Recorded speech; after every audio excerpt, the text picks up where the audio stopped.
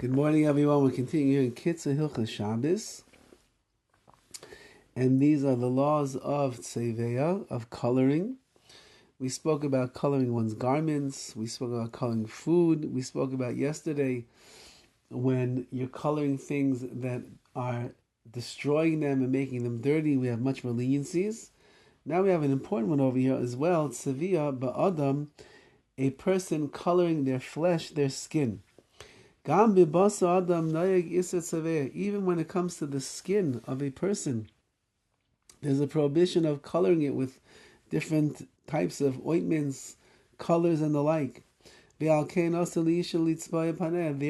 a woman is not allowed to color her face.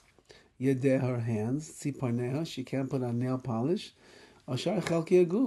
Any other part of her body, she cannot use makeup or polish or the like to color herself and beautify herself.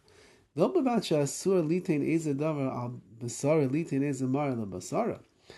only is the problem over here because she can't change the color, so to speak, of her skin. Not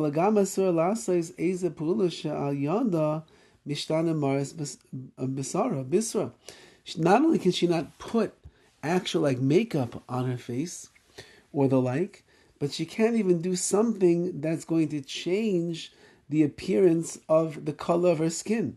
What does that mean? She puts something on her skin that causes the skin to get red by itself. I don't know, she puts something hot, a hot compress on her skin. It's going to make her face look more red. She's not allowed to do such a thing. However,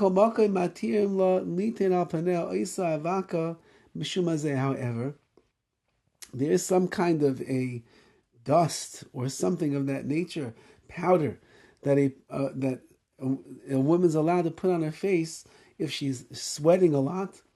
Avak hapanim, he calls it the face powder, and that is imara avak shav bisara, as long as it's the same color as her skin. So it has like a natural skin color to it. See, she puts it on her face, she's sweating a lot, she wants to hold back on the sweat. She'd be allowed to do such a thing because she's not actually coloring her skin. That's not called coloring. Her intention is not to put a color on her skin. Her intention is to put this powder on there that is going to help her stop sweating. And he writes, Aser leishev b'shemesh kedei liishtazev bay. She is not allowed to sunbathe on Shabbos in order to get a suntan.